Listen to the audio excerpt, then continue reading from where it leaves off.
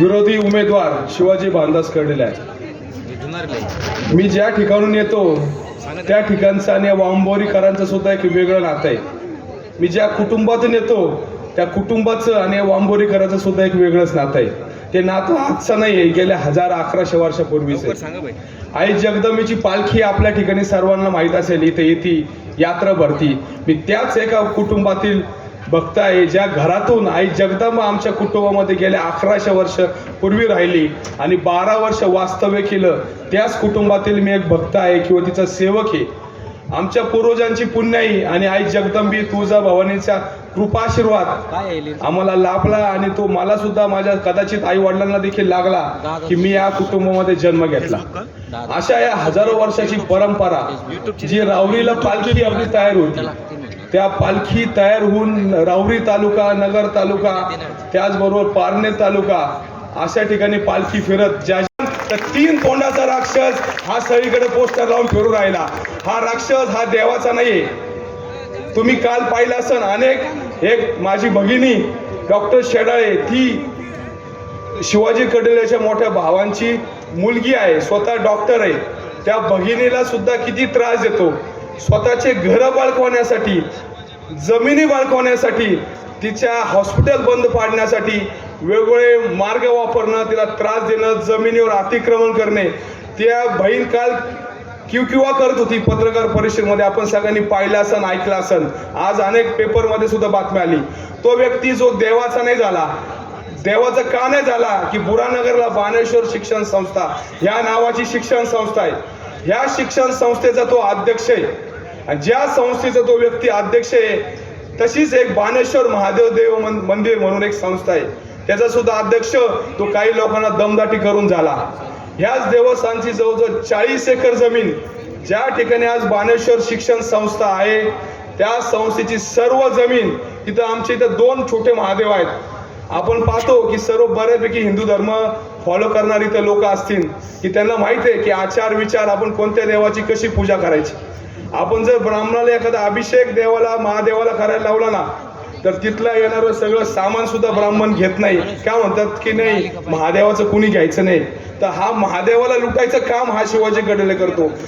जमिनी बाळगवायचे, लोकांचे घरदार बाळगवायचे, हे रक्त या माणसाला लागलेलं आहे। म्हणून आपल्या सर्वांना मी या ठिकाणी आलोय, मी कुठल्या पक्षाचा कार्यकर्ता नाही, मी ना राष्ट्रवादीचा सुद्धा कार्यकर्ता आहे, पण एक सर्वसामान्य कुटुंबातून आहे, त्या धर्माचं काम करणारा व्यक्ती आहे। एक चांगल्या लोकांच्या मागे इथं उभा राहिला पाहिजे, म्हणून मी आज दादांसाठी फिरतोय किंवा त्यांचा प्रचार करतोय। माझा उद्देश कोणत्या पक्षाच्या माणसाला निवडून आणणं नाही, पण चांगले लोक या समाजात राहिले पाहिजे, चांगले लोक या राजकारणात टिकले पाहिजे, तरच हा समाज चांगला राहील, हा धर्म चांगला राहील, हे सगळं भारत देश, भारतवर्ष चांगला राहील। तर मी आपल्या सर्वांना कळकळीची विनंती करतो की आपण प्राजक्तदादांना भरपूर मतांनी निवडून द्यावे। यापेक्षा पुढचे 5 वर्ष आपल्या माई लेकी, आपल्या लेकरी बाळी सुरक्षित राहतील, आपण कष्टाने करून गेलेलं जमीन ह्या सुरक्षित राहतील, आपला प्रत्येक व्यक्ती हा सुरक्षित राहतील। ह्या दृष्टीने आपण सगळ्यांनी काम करणं आज ही काळाची गरज झालेली आहे। शिवाजी भानदास कर्डिले इथं त्यांनी आपण पाहिलं, मी अनेक ज्या ठिकाणी ज्यावेळेस फिरतो, राहुरी, वांबोरी किंवा अनेक गावामध्ये किंवा ज्यावेळेस नगर तालुक्यात काही लोक येतात, ते म्हणतात की अरे इकडे दहशत आहे, दडपशाही आहे, भीती आहे बातेने। मी तुम्हाला एकच विनंती सांगतो बाय, शिवाजी कर्डिले हा सगळ्यात भ्याड माणूस आहे। सर्वात भ्याड माणूस असन तर तो आहे, तो लोकांचे पाया पडतो, लोटांना घालतो। जो कर्डिले नाही हा सरडिले। तुमचं रंग बदलणारा हा गिरगिट किंवा हा सरडाकरी कमी रंग बदलत असेल, पण हा व्यक्ती हा रोज रंग बदलतो। तो आपल्या आईबाबा पुढे रंग बदलतो, हा जनतेपुढे रंग बदलतो, भाऊ बहिणी पुढे बदलतो। आज हा व्यक्ती गरज पडली तर तुमच्या माझ्या पुढे सगळ्यांपुढे लोटांना घालायला बसलेला आहे, पण ज्यावेळेस गरज सरली तर त्यांच्यावरच टांग वरती करणारा हा व्यक्ती। तर अशा ह्या दृष्ट व्यक्तीला आपण आपल्यापासून दूर करणं ही काळाची गरज आहे, ह्या समाजाची गरज आहे। म्हणून याचे काय अडचण आहे, याचे काय काम आहे ते समजून घेणार आणि त्यानंतर उत्तर देणारा आणि बोलणारा व्यक्ती मी। आपण जर पाहिलं असेल ह्या दोन्ही व्यक्तींना आज माझे सगळे तरुण भाऊ किंवा माझ्या आई वडिलांच्या स्थानावर असलेले सगळं प्रौढ व्यक्ती या ठिकाणी उपस्थित आहे। मी आपल्याला या ठिकाणी सर्वांना विनंती करतो, आपल्याला सगळ्याला आज लिहिता वाचता येतो। ज्या व्यक्ती 7वी नापास आहे एकदा ॲफिडेव्हिट मध्ये म्हणतो 8वी पास, एकदा म्हणतो 7वी नापास. म्हणजे स्वतःलाच माहित नाही की नक्की मी 7वी पास आहे का 8वी पास आहे. हा प्रत्येक ठिकाणी चुका करणारा. ज्या व्यक्तीला स्वतःला इंग्रजीचं म्हणजे ABCD सुद्धा म्हणता येणार नाही 26 आकडं, पण आज महाराष्ट्राची भाषा ही मराठी मातृभाषा आहे. तुमची माझी बोली भाषा मराठी भाषी.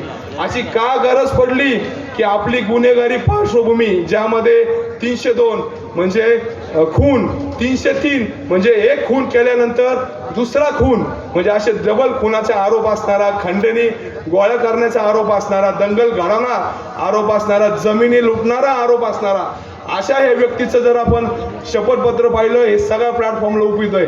तर त्या शपथपत्राला सुप्रीम कोर्टाच्या निर्णयानुसार आणि निवडणूक आयोगाच्या निर्देशनानुसार प्रत्येकाला तुमची गुन्हेगारी पार्श्वभूमी ही वर्तमानपत्र किंवा संकेतस्थळ आणि सोशल मीडियावर टाकायला सांगितली. या व्यक्तीचं आपण पाहिलं असेल तर जाहिरात कुठल्या याच्यात इंग्लिशमध्ये अर्धपान. अरे ज्यावेळेस स्वतःला वाचता येत नाही म्हणजे तुम्ही कोणाकोणाला फसवणार आहे? ह्या मायबाप जनतेला फसवणार. म्हणजे तुम्हाला तरी वाचून दाखवा ना. माझं एक तर त्यांना ओपन चॅनल आपण वाचून दाखवा. मी म्हणत नाही इंग्रजी हुशार पाहिजे, इंग्रजी पाहिजे, तो काळ नाही. पण जी भाषा आपल्याला कळती ती सर्वसामान्यांना कळती, तीच भाषेत आपण सांगितलं पाहिजे ना. जी भाषा मला बोलता येते, मी मराठीत बोलतो किंवा माझ्या सर्व मायबाप जनतेला कळती आपल्या महाराष्ट्राची भाषा जी मराठी आहे, तर त्या भाषेत न करता हा व्यक्ती म्हणतो जाणूनपूर्वक स्वतःची गुंडगिरी पार्श्वभूमी हे झाकण्यासाठी इंग्रजीमध्ये याला प्रसिद्ध करण्याची वेळ होती. सोडलं नाही यांनी, काहीच सोडलं नाही. आमच्या गावात जर पाहिलं बोरानगरला, यांनी मंदिरं सोडले नाही, यांनी कुटुंब सोडले नाही. जे मोठमोठे कुटुंब आहे प्रत्येक भावकीमध्ये घराघरामध्ये भांडणं लावायचं आणि वाद लावायचं काम या माणसाने केलेलं आहे. तर असा हा माणूस, याला माणसामध्ये माणूस ठेवला नाही, आमच्या गावामध्ये माणूस ठेवला नाही. प्रत्येकाला हे भांडणं करायचे आणि सगळ्यांचं वाटोळं करायचं असं हे काम या कर्डिलेने केलेलं आहे. तर आपणाला सर्वांना एक माझी नम्रतेची विनंती आहे. आई जगदंबेची शपथ घेऊन सांगतो, मी ज्या ठिकाणी जेव्हापासून फिरतो सगळं सोडून करतो, रोज सकाळची पूजा करतो आणि नंतर लगेच या प्रचाराला बाहेर पडतो. का पडतो? की माझा हा सगळं वाचलं पाहिजे. अरे बाबा, जो कोणाचाच नाहीये तो धर्माचा सुद्धा नाहीये, तो देवाचा नाही झाला, कोणाचा नाही झाला, तर ह्या मायबाप जनतेला राहुरीकर वांबोरीकर यांना कदाचित त्याची पार्श्वभूमी, काळी पार्श्वभूमी माहीत नसेल. इकडं सोंग करतो, तुमच्या पुढे वेगवेगळे रंग बदलत असेल की मी चांगलं, माझी बदनामी करतात माझं. पण आज हे सगळ्यांना सर्वश्रुत आहे की हा व्यक्ती कसा दृष्ट हेतूचा व्यक्ती आहे. तर माझी आपल्या सर्वांना विनंती आहे की रामकृष्ण हरी आणि वाजवा तुतारी. रामकृष्ण हरी.